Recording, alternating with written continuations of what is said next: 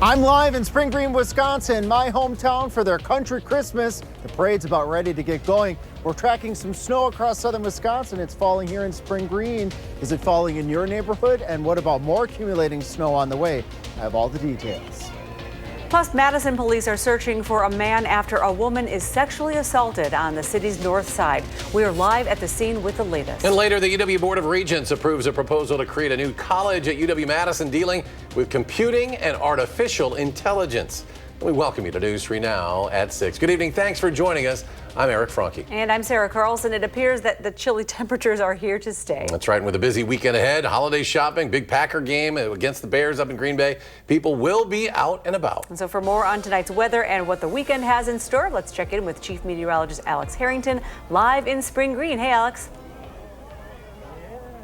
Hey there, Sarah. Hey there, Eric. Yes, live in my hometown, Spring Green, Wisconsin, for Country Christmas. And just behind me here in a little bit, the Country Christmas annual parade will begin. It'll be coming in from the west, going right down Jefferson Street. I'm at the corner of Jefferson and Washington Street that you can see right here on Radar 3000. We can get right down to street level, but we've got a little bit of snow, making it feel festive here in Spring Green. So you see that blue there on the intersection of Highway 14 and Spring Green, just a little bit of snow. And that snow is dotting the scene across the rest of southern Wisconsin, scattered snow showers. So not everybody's seeing snow all at once, but just enough to put a little bit of a dusting out here, just enough to make things feel festive here in the Spring Green area. Using Future Track showing this is going to be a brief bit of a little bit of light snow. Can't rule out a little bit of patchy freezing drizzle as well. That moves out of the area tonight, but we have bigger fish to fry as we are tracking alert day conditions, especially for Madison areas south and west as we go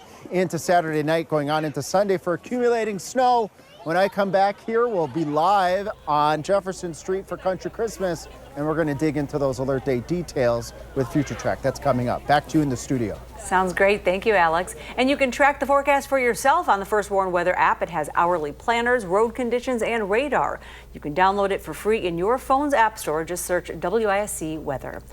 And now to a disturbing story out of Madison's north side, where a woman says she was threatened by a man at gunpoint, forced into a vehicle, and sexually assaulted. Well, the incident happened last night. News 3 Now's Armand Rahman live where that woman was found. And Armand, what can you tell us at this time?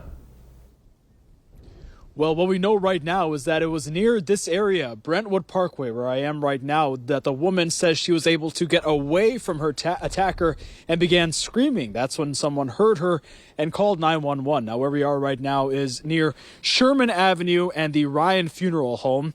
The woman was taken to the hospital where she reported being assaulted. She was walking on Spencer Lane when she says a man pulled up in a dark-colored SUV and threatened her with a gun. He sexually assaulted her inside the car. She was able to get out in the location the witness had found her. At this time, we do not have enough detailed information about the suspect and what he may have looked like to report, but we will let you know as soon as that information becomes available. Detectives right now searching video cameras in the area, trying to get a better description of that suspect, and we'll bring you more information on air and online on channel3000.com as soon as it becomes available to us. For now, reporting live on Madison's north side, Armand Rahman, News 3 Now. Armand, thank you. And if you need to talk to someone about sexual violence, there are resources available. The National Sexual Assault Hotline, and right there on your screen. And so is the helpline for Dane County Sexual Violence Resource Center, formerly the Rape Crisis Center. A woman is in the Dane County Jail after stabbing a man with scissors early this morning in Sun Prairie. A Sun Prairie police officer was responding to a crash at Park Circle about 10:25 a.m. when a man approached the scene and reported being stabbed at a nearby apartment. The man was taken to a local hospital and was in stable condition as of this afternoon. An investigation reportedly found that a 28-year-old woman and the man were involved in a disturbance, resulting in the man being stabbed. That woman was arrested and taken to the Dane County Jail. Two brothers charged with homicide will go to trial. In court yesterday, a judge bound Jordan and Justin Charlo over for trial. The brothers are both charged with first-degree intentional homicide, or I should say first-degree homicide as party to a crime for a July 2017 shooting that killed a 29-year-old man on the city's west side. Jordan Charlo also charged with two more counts for that crime for deadly shootings in May of 2016 and March of 2017. Police arrested the brothers last month. The court has yet to set a date for their next pretrial appearances. As artificial intelligence becomes more and more prominent in education, the UW-Madison finding new ways to incorporate AI into everyday lives of students. Yesterday, the Board of Regents approved a proposal to establish the College of Computing and Artificial Intelligence. Our Maren Rosen went to Morgridge Hall, which will be the future home of this program, and talked to university officials. For the first time in over 40 years, UW-Madison is creating a new college. We're living through something of an AI moment, right? That artificial intelligence seems pervasive throughout our lives. The College of Computing and Artificial Intelligence is a reorganization of the School of Computer, Data, and Information Sciences, which formed within the College of Letters and Sciences in 2019 into a standalone school. It's a kind of logical time for us to think about building on the expertise that we have here in the School of Computer, Data, and Information Sciences, but really all across our campus. The university said computer data and information sciences are some of the most popular majors on campus, with a rapid increase in enrollment to over 6,000 students. University officials are using the growth of the program to expand the scope of AI education. But there's a balancing act, right? Because we also see AI as a powerful learning tool. Then there's the fact that students need to learn not just how to use AI, but they need to learn about AI and about its implications. There are ethical concerns that come with the new focus on AI education. There's important questions about the databases that the artificial intelligence tools, the large language models draw on for creating AI capabilities. There's important questions about the energy consumption in AI, about the use of water resources in the data centers that are necessary to support AI functionality. But officials say this is an opportunity to engage all students with technological advancements. Our responsibility as a university in that regard is to engage not just with pushing the innovative boundaries for technology, but also thinking collectively about those kinds of societal, political, economic implications. Reporting in Madison, I'm Maren Rosen, News 3 Now. The total budget for this project is $85 million, with $36 million being moved from the College of Letters and Sciences. The new school is expected to start operations July 1st, 2026. Now, the fight over Wisconsin's congressional map is heading to court. Two lawsuits argue the districts as drawn unfairly favor Republicans. The first lawsuit claims the map is anti-competitive and protects incumbents. The second case alleges the map is an unconstitutional partisan gerrymander. To hear these cases, the state Supreme Court selected panels of the three judges. The use of the three-judge panel system is rare in Wisconsin, and it requires the judges to come from multiple different areas in the state. In cases involving election law, this system was set up of these three-judge panels. Three-judge panels are not unique in general. That's how federal appellate courts work. The state of Wisconsin just borrowed that model for this particular purpose, but it is very unusual. It's in fact unique in Wisconsin state law, because these are such inherently political cases. Now, even if these cases are successful, it's unclear if they would be able to be implemented by the 2026 midterm elections. Today, Gigi's Playhouse is celebrating an upcoming Forever Home in Fitchburg with a groundbreaking ceremony. The nonprofit provides free educational, therapeutic, and career development programs for individuals with Down syndrome, their families, and the community. Located on Botanical Drive, the new, larger location will allow the Playhouse to serve more participants, offer enhanced programming, and continue providing lifelong support. There's a lot of need, and we've worked really, really hard to build relationships out in the community, and we've built that trust with our families that we serve, with all of our community partners are believing in what we do, and it's been the perfect storm to allow us to be able to get to this point. We're the first Playhouse in our network to build from the ground up, so it's literally groundbreaking on many levels. Right now, Gigi's is in the middle of its capital campaign. So far, they've raised $2.3 million of the $4 million needed to complete the project. If you'd like to help, just head to gigisplayhouse.org/Madison. Well, the Henry Vilas Zoo is making some changes as this colder weather moves into Madison. And coming up next, what adjustments the zoo says it makes when the winter season moves in. Stay with us.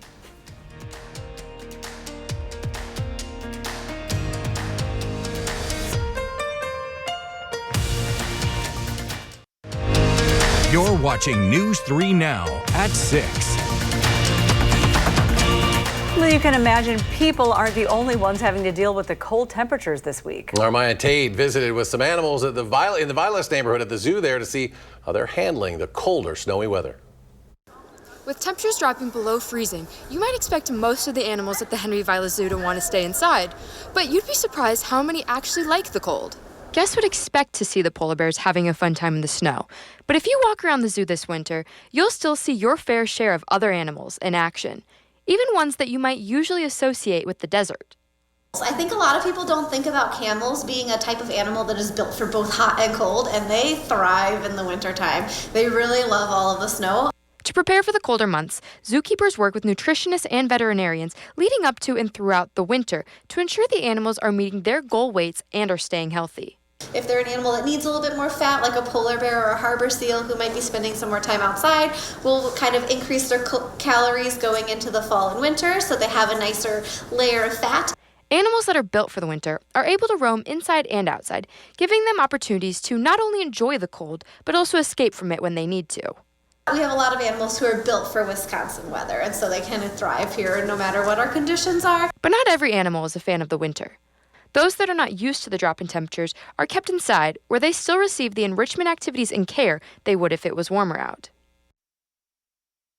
Well, Maya Tate reporting there, and both outdoor and indoor exhibits are open year-round, so guests can visit. And still ahead, a beloved holiday tradition returns to Madison streets. Plus, we check back in with Alex out at the Spring Green as he and the crowd eagerly await the start of the Holiday Light Parade. And how much snow can we expect to get over the weekend? The full forecast coming up after a short break.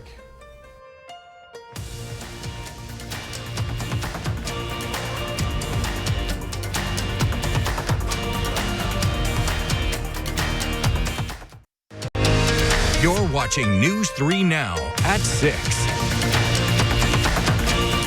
Tomorrow, Community Action in Beloit will host its 12th annual Gingerbread Extravaganza. It's at Fruzen Middle School from 10 a.m. to noon. This fundraiser supports Community Action's programs in Rock and Walworth counties. There will be gingerbread decorating, a visit from Santa, and more. You can donate to the cause at community-action.org. A street in Madison getting into the holiday spirit in a big way for the third year in a row. Giant inflatable Santas have popped up on Monroe Street. And the holiday cheer is spreading. And this year, the Santas have also been spotted on Nakoma Road. Residents on the streets there hope to continue the tradition that started back in 2023 and see more inflatable Santas show up on other streets. Well, meanwhile, another tradition is going on right now in Spring Green as the Holiday Light Parade marches on. Let's head back out to Alex for the complete forecast. Hi, Alex. Hey there, Sarah. Hey there, Eric. Hey, Southern Wisconsin. I'm right here on the corner of Jefferson and Washington Street as Spring Green eagerly awaits the start of their Country Christmas Parade. In fact, if you take a look behind me, you can start to see some of the law enforcement vehicles that are kicking off the parade. Everyone's excited because we're going to have a feature outside of having Santa. We're also going to have the UW Marching Band as a feature at the Country Christmas Parade that's getting going right behind me here. We also have snow coming down, making it feel festive. In fact, if we look at Radar 3000, there's a little bit of a more light to moderate band of snow moving right towards the Spring Green area where I am at right now. As we zoom on out, there are scattered snow showers across all of southern Wisconsin right now. But as we put this into future track, meaning let's take a look and see how this evolves. This is a short-lived event of a little bit of light snow, maybe a little bit of patchy freezing drizzle that can make some of these sidewalks and some of these roadways, especially the roads that are not traveled, bridges and overpasses, just a touch on the slick side, but it will be a quick move. It's all part of the three things you need to know. That little bit of light snow tonight, better chances for snow tomorrow night going on into Sunday where we have alert day conditions in the forecast, and then next week staying active. Another Clipper-like system is expected by next Tuesday. As we take a peek at our alert day criteria here, we're expecting anywhere from 1 to 4 inches across parts of southern Wisconsin, especially for areas south and west of Madison. This is Saturday night going on into Sunday morning. We can track that weather event together here using FutureTrack. And FutureTrack is going to show that the best chances for that snow is going to be over southwest Wisconsin, where we do have a winter weather advisory in effect right now for Grant County. But depending on the track of that system, as we put FutureTrack into motion, snow breaking out. If this weather system bumps a little bit further to the north, more of southern Wisconsin may be under that winter weather advisory criteria. Of course, we'll get that from the National Weather Service. But I think widespread accumulating snow from approximately 7 o'clock Saturday night through about 6 o'clock on Sunday morning. And then that's odd here with cold north winds reinforcing that Arctic air that we were experiencing just a couple of days ago, or just yesterday. Widespread 1 to 3 inches expected across southern Wisconsin, with that 3 to 6 inch amount a little bit further to the south and west over towards Prairie du Chien, over towards Platteville, where again they have a winter weather advisory. As we look across the 10-day, as we've been saying for days, there is nothing early December-like in this forecast. This is a forecast that you would see towards the end of January, where we have cold conditions, on and off Clipper-like systems coming in from the north and from the west. That next Clipper-like system moving in Tuesday, going on into Wednesday. And that could be a strong Clipper system, meaning we could have more snow with that Clipper system next week. And the First Warn Weather Team, we're keeping a close eye on that, because that could pose another set of alert day conditions if that weather system tracks just right. So again, I am live here in my hometown, my home turf. I went to high school here in Spring Green, and everybody's eagerly looking around the corner here as law enforcement come down Jefferson Street, followed by very likely the River Valley High School marching band. We got the UW-Madison marching band that's going to be joining. Coming down there, you can start to hear some of the law enforcement vehicles coming down the street as we speak right now, at a very festive scene. We're expecting anywhere for probably 2,000 to 5,000 people lining all the way up and down Jefferson Street. All the kiddos out here have their bags ready to grab the candy that's going to be thrown out here on the street as part of with the floats that are going to be coming by here in just a couple of moments. And once again, a festive scene with that, with a little bit of light snow coming down here in Spring Green, Wisconsin. So we're excited about the parade that's just getting kicked off. I'm going to send things back to you folks in the warmer studio. Everyone out here is bundled up, but I'm going to put my gloves back on. For a second there, Alex, you looked really cold. You were really frozen. News 3 Now. All right, Alex. Thank you, Alex. Have fun out there. Well, by now, many of you have been decorating for the holidays. And while unpacking decorations and setting up the tree can be fun, it may have some of you sneezing. The health experts say artificial trees that have been stored can not only expose you to mold, but also dust mites, pet dander, and other critter droppings. Those things can bother the nose and the lungs of even folks who are not allergic. For those with allergies acting up around live Christmas trees, it's actually not from the pollen. When trees are cut down, brought to the house in our indoor environment, which can be warmer and more humid than the outdoor environment, there can be molds that can grow. Now, if your allergies over the holidays continue to act up, Dr. Brooks says talk to your primary caregiver. And Andrew is here. We got a big matchup on the ice. Huge. I mean, it doesn't really get a whole lot bigger than Wisconsin and Ohio State. We remember what happened the last time that these two teams play. I know Wisconsin does, and Ohio State, well, they wish they didn't. We'll preview the rematch next on News 3 Now.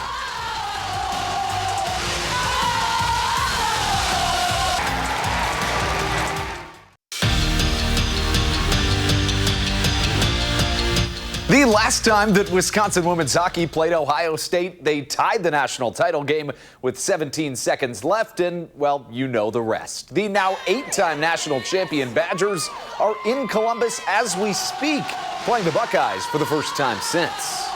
If you want to look back on things, in that game, for us, presents a smile and an opportunity to feel good about yourself. And if you're Ohio State, it's, okay, when do we get them again? It's always the best game playing them. They give their best to us. We give them our best. Last check, this one's still scoreless with a couple minutes left before the second intermission.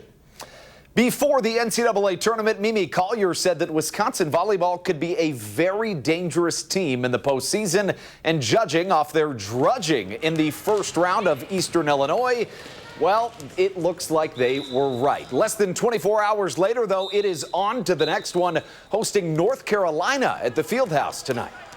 If you're spending the next 4 hours scrolling and patting yourself on the back, then there's going to be a consequence of that tomorrow. And so, when you're playing the very next night, like we are.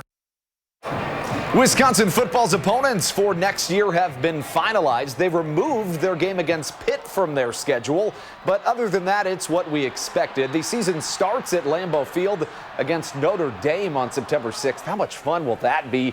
And we also know who they'll play in the Big Ten. We just don't know when, but we do know where. Those are some of the big key games next year. The Bucks are back at it tonight. They'll play Joel Embiid in the Philadelphia 76ers in Milwaukee, a game that you can watch free and over the air on our sister station, Television Wisconsin. And stick with us after this newscast for another episode of the Wisconsin Huddle. The reigning Wisconsin Athletics Male Athlete of the Year, Jason Swearens, joins the show. All right, looking forward to that. And we got some snow coming back. We do. A little bit of snow tonight, and then those alert day conditions starting later Saturday evening, overnight into Sunday. Many of us waking up on Sunday morning to an additional 1 to 3 inches of snow, but it should clear out in time for folks heading up to Lambeau. It's going to be a bit chilly, though. Flurries on Monday, better chance for maybe some accumulating snow and a brief wintry mix Tuesday into Wednesday. Still about 4 to 5 days out, so bear with us. It's kind of moving around parts of Wisconsin, so we just don't quite know exactly how much snow we could get, and that would be unfair to tell you guys that, because earlier today it said 10 inches, and then, just a few minutes ago it dropped it down even less, so we can't tell you we're going to get 10 inches of snow, and then the next data says 5. Let's go with that. Yeah. Exactly. Thanks for joining us at 6. Up next, the Wisconsin Huddle. And our next show is at 10 o'clock, and you can find us streaming 24/7 on Channel 3000+.